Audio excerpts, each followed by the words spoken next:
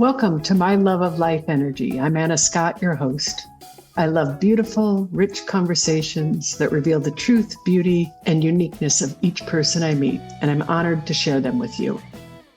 Good morning and good afternoon, and welcome to my podcast, My Love of Life Energy. And today I am so grateful I have this podcast because I get to talk to a human being I have such a crush on that I fell madly in love with when I got my Peloton bike. And Christine, oh God, pronounce your last name, the true name, because I just... The authentic Italian pronunciation is Di Ercole. Oh, and it says beautiful as you. Oh, thank you. I love what it means. It means of Hercules. Oh, does it really? It does. Oh my God, well, that's so you. I made my daughter keep my last name. I am so grateful you did. Right? Oh my God.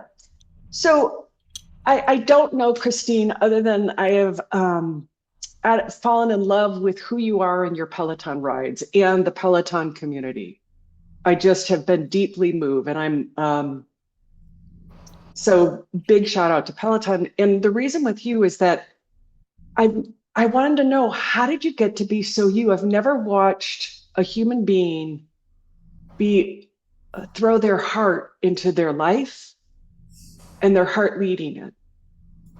And it takes my breath away. that ride you did with Yo-Yo Ma, I wept. I just wept as you experienced the music on the bike. Oh my God. I'm so honored. It's a real honor to have, for us to have that experience. It's for me to be able to be in myself. But I've said sometimes on some rides, like, as far as I'm concerned, I might be on a stage in front of a camera with lights and stuff, but when I'm riding my bike, I'm in my basement, and all of you are sitting next to me in my basement, and we're just riding together. And we may not talk. In fact, we might really prefer not to chat and just listen and ride together. And if you cannot be yourself and do yourself, what are you doing? Like, really, what are we doing? And there's plenty of times we feel like I have to behave a certain way, and, like, there's decorum and all of that. Well, I've watched you lose it a few times, which I really appreciate it even more. Yeah, there's that. But I don't know when I started saying it or when I realized it, but a long, long time ago, the thought occurred to me, if we're not talking about what's real, what the fuck are we talking about? Like, why? We could chat about the weather, and if it's important, okay, but, like, why? Why don't we just get down to the root of things and deal with them? Oh God, I do love you. I have you did your Mumford and Sons ride. Oh my God, yes. And I watched what's the word that I have? The reverence you had, and the honor that you honored these musicians and their words, and they were speaking the realness of life. Yeah. Yes. Thank you for using that word, reverence. I hold them in great reverence. And I am very, very happy that came through. I think what they're doing is incredibly... There's nothing subtle about you. There is in the most beautiful sense. Oh, good. I went to see them in concert last weekend, and I could have cried the whole time. Not because one song or one line came like hit me, but just to see this group of individuals be in themselves. I Mm. to truly be present, to witness them be present in the story of every song and in their music, like all of their just their movements and their energy. It was absolutely electric. Well, that's my experience of you on the bike. Well, thank you. And that's how did you when did you decide I'm going to be fully me? Ha ha. um that was always in there. However, I think I danced alongside myself for a long time, Mm. feeling, and it goes back to my upbringing and everything I was told about myself that I believed, about how to be in the world. That after my relationship with my daughter's father, sorry, and then which was a decade of my life, and then the next 5.5 years in another relationship, which were both the same relationship, but with two different, completely different individuals, but it was the same dynamic. I constantly trying to appease, calm, impress. I, I took 2 years and I was by myself, decidedly celibate, no relationships, just me and my daughter. And something happened in those 2 years where I, because I wasn't trying to do anything with anybody else, but just take care of myself and my daughter, I finally found my the decision to not care what somebody else was thinking so much. But when I did care or get affected by what someone else was thinking, being better able to process that as, okay, yeah, that stings if it wasn't nice, but shift my focus, shift how I'm talking to myself about it to say, almost like put a protective bubble around myself where that can't actually get me. Well, it sounds like you really, Mike's. This is, all I do is I ride with you on my Peloton, and I watch you. I mean, I'm because I'm curious and interested. And there seems to be such a strength of your inner knowing, your whole thing of I am, I can, I will, I do. Like you. Mm, I think we all do. I don't think we all want to or don't believe we know, but I I firmly believe that we all know. Those four prompts are at the core of our thinking structure. They are basic in how we communicate. They have basic linguistic functions in the way we use language. Where are you? I am, whether it's emotionally, physically, literally, logistically, you are somewhere right now. You have to know where you are in order to get directions to go where you want to be. Mm. Mm. And we so often don't want to look at where we are. We don't want to. because there's things about where we are that we don't like, truths about where we are that we feel powerless over. But in order to live a life that's fulfilling, we have to understand that there is more that we can do about where we are in order to get where we want to go than we realize. I mean, in my workshops, I ask people, like, can you do a handstand? And most of the people, most of the time, cannot. At that moment, could they learn? Yes, which means you can. It might be hard, you may never become an expert at it, but you can learn to do something you don't know how to do.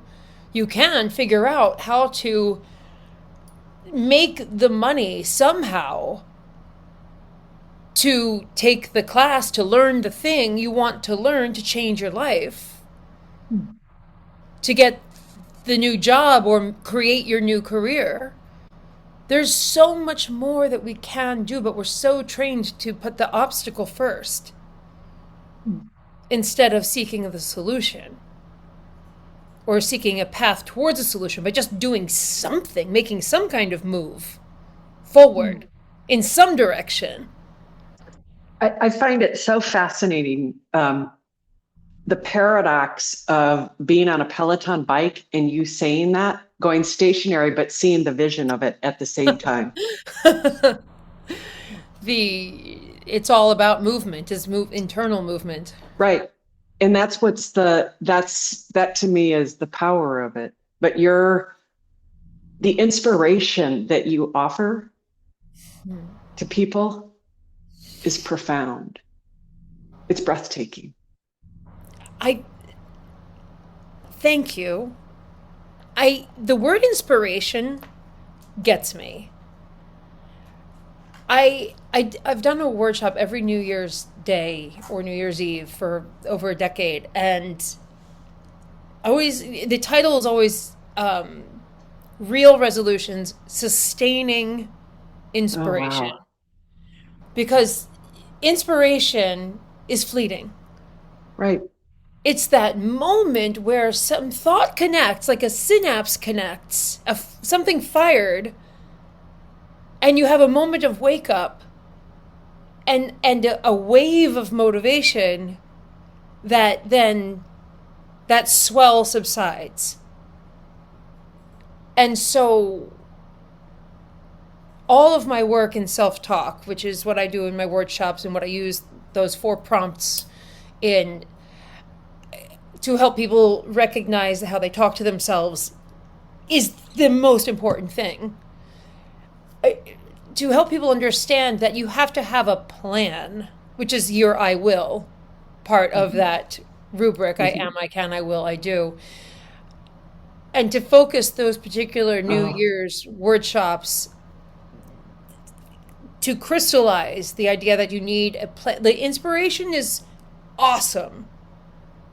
And it can be a catalyst if you have the tools at the ready to start chipping at whatever that thing is you want to shape. I'm so thank you for that, first of all, because I feel the depth, the roots of what you're talking from, like you're rooted. Your inspiration is rooted and grounded. That's what I want to drive home. Yeah. Yes, it's very grounded. Yeah. And I think that's the you show, you don't tell. I have a writing teacher and she says, show, don't tell. Right. And so your writing and you being on the bike is the showing. I show up for this. And this is how I show up. I give it my all. This is what I'm doing. So you don't speak about your doing, you're doing your doing. Does that make sense? Yep. Yeah. And that's why I was so curious, because here you are, to me, in my world that I see you in, in my experience of you is extremely inspirational, but your doing is so grounded and it's showing it. I think that that is,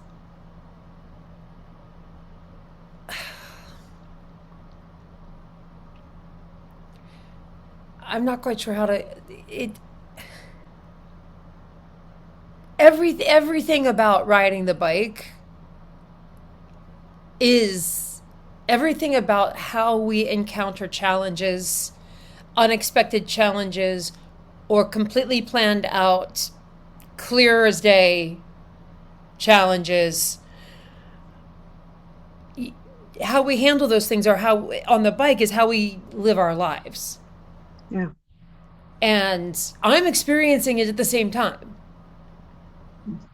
And I will get to that fourth 5 minute zone five, whatever nonsense, and whatever the plan is, and think to myself, I really don't feel like I can do this right now. And like, why did I plan this for after a max capacity class? And but it's, I think that the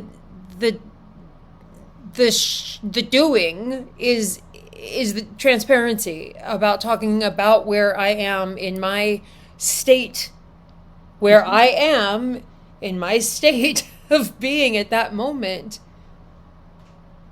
and processing. The goal is to get to the top of the hill, or the fifth hill, or whatever it is. Understanding, sharing that I am in the process of changing my inner dialogue about how I feel about it. Yeah. But Whether I that's the get to the purpose. top in at this intensity or that intensity, the goal is to finish the larger goal. And sharing, it's, I think that the transparency is where that, I'm just talking about what I'm going through, and I know as a human being you're going through it too. But that's what's so beautiful that I have. One is I'm surprised, like here is Peloton as a community and like as a company, that they're allowing this really unique beings show up. Mm. I feel very grateful that I get to do what I do there. There is like some structure, but I really watching these unique beings. Mm-hmm. And that to me is so God, it's what I long for in refreshing communities like that. Mm-hmm. But what I've loved is that you're making it in this stage, in this platform, without it being,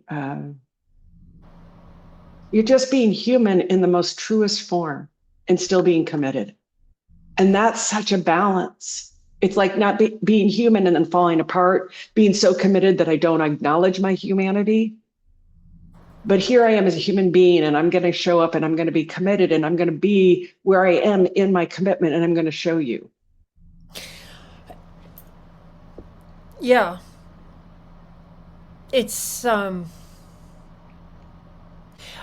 I think that also tied in with that, or something that feeds that, is being there's a forcing function to having to get, it's my job, right? I got to show up. Yeah. Yeah. And there's a time, and I got to be there at that time, and no matter what's going on personally, I may Yeah. or may not weave that into how I teach. But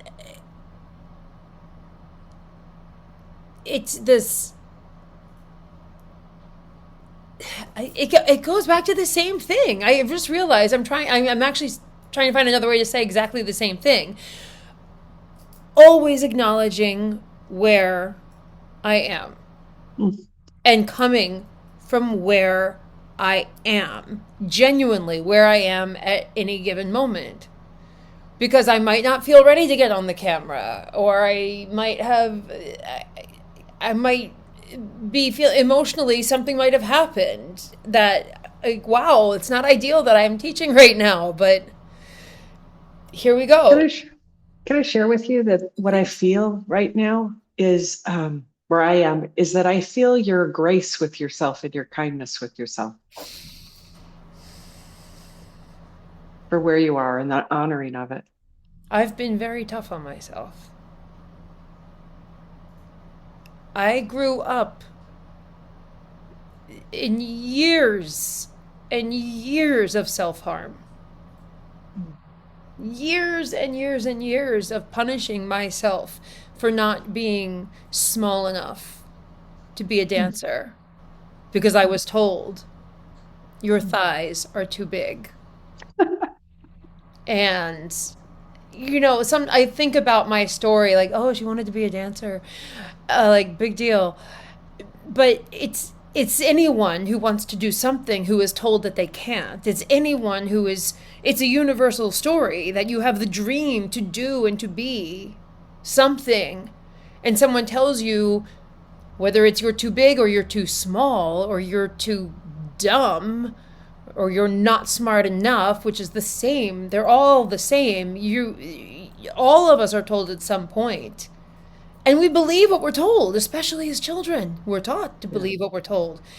And where we need intervention is when that information lands in our moldable brains, that we start to believe, and that narrative becomes our own narrative, and we don't know where someone else's words became our words.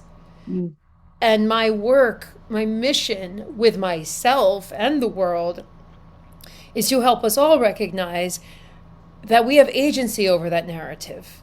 mm, We don't have to believe, and we can rewire those seemingly cemented roots of thinking in our brain. We can rewire them by practicing. mm. If you wake up every day for a month and write whatever comes to your mind, I am, I can, I will, I do, and fill in the blanks with very, very short sentences. I am scared today. I can calm myself down with my breathing. I will walk into the meeting proud. I do have what it takes.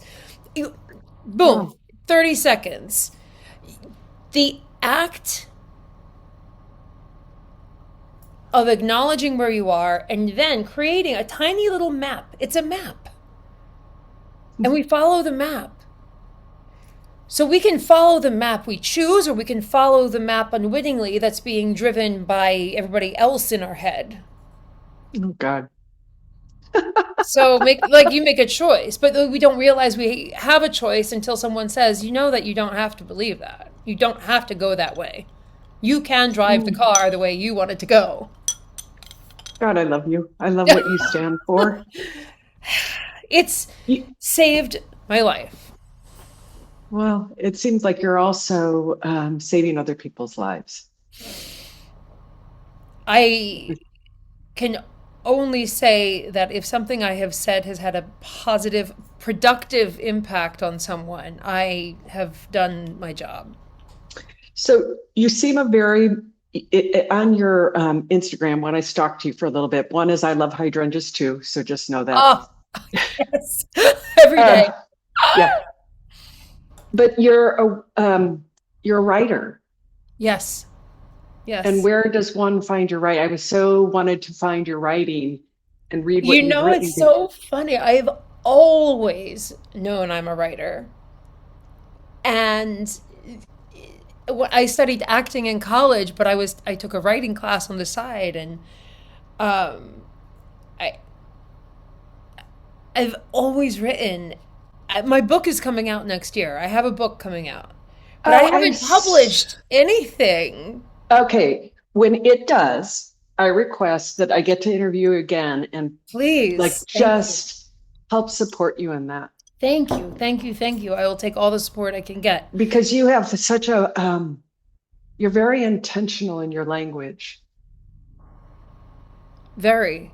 Yes. In fact, my publisher keeps Every week she's like, "How are we doing?" Because I'm in the last round of edits and I'm late because I'm writing a much better book now than the book I had 4 months ago. Hmm. Because throughout this process, they took 70,000 words and cut it to 50. Mhm. And that distillation helped me recognize I can write beautiful sentences, but they don't need to be pretty to tell the story.